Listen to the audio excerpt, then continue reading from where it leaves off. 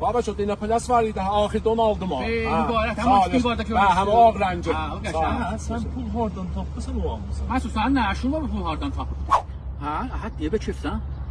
Dünən bacı bir dəfə boşandı, qutuldu. Eyvah, çox narahat oldum. Hə, bacı niyə boşandı? Məsud, sənin nə işin var, nə fuzulla deyirsən? Bəyə xüsusudur.